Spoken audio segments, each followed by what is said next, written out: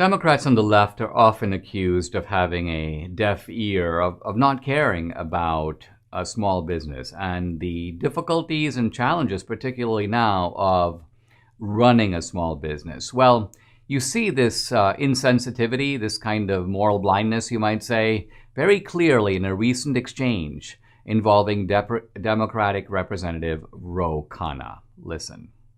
Well, of course, large businesses like Amazon and McDonald's, for example, can and perhaps should pay more. But I'm wondering, what is your plan for smaller businesses? How does this, in your view, affect mom and pop businesses who are just struggling to keep their doors open, keep workers on the payroll right now? Well, they shouldn't be doing it by paying people low wages. We don't want low-wage businesses. So he doesn't even want businesses that are having difficulty paying $15 an hour to exist. He's like, go out of business. What do we care? We don't want those businesses around.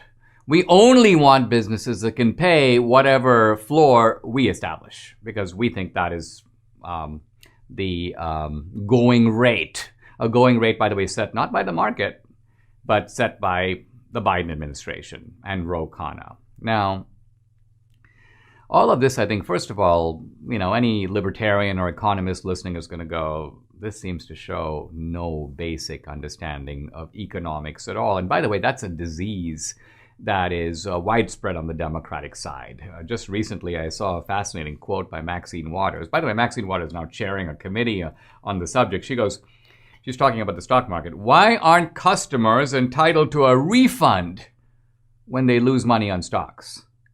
So her idea is if you invest, you lose money on stocks, you deserve a refund.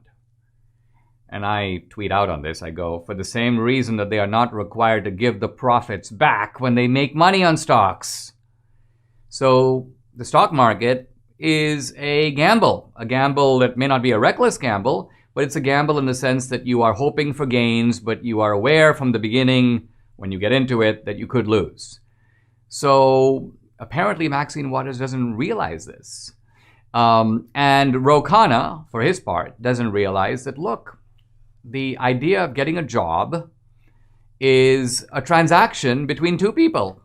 Someone who needs a job. Now, it could be a family man, and we could argue about whether this country needs a family wage for the breadwinner who has a wife and two children, and should the government provide some sort of minimum. That's a little bit of a separate issue, because in the job market, there are all kinds of people who are willing to work for less than $15 an hour. I worked as a waiter in a steakhouse, and I worked for a lot less than $15. I worked for a lot less than $10 an hour. I think my hourly wage, now this is a while ago, was more like $4 an hour. But the point is, the wage is set by, hey, I can afford to pay you this. Are you willing to work for that?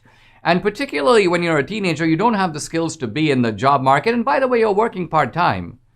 This is not a bad deal.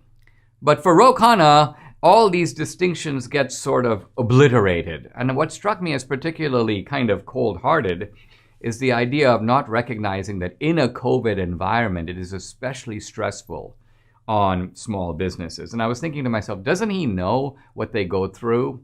And I think the problem is that he does. It's not that he doesn't, he does.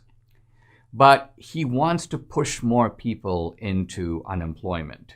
He would rather that these guys, instead of working for a small business, instead of having productivity, being able to move up in life, all of which creates, you may almost call it, Republican sensibilities. The idea of self-help, the idea of moving up the ladder. He would rather that guy go on welfare, because now the Democrats sort of have him. Now that guy is captive to a whole set of programs, and once you get on those and you become reliable on them and your skills begin to atrophy, you become a lifelong slug. You become a lifelong parasite of the state.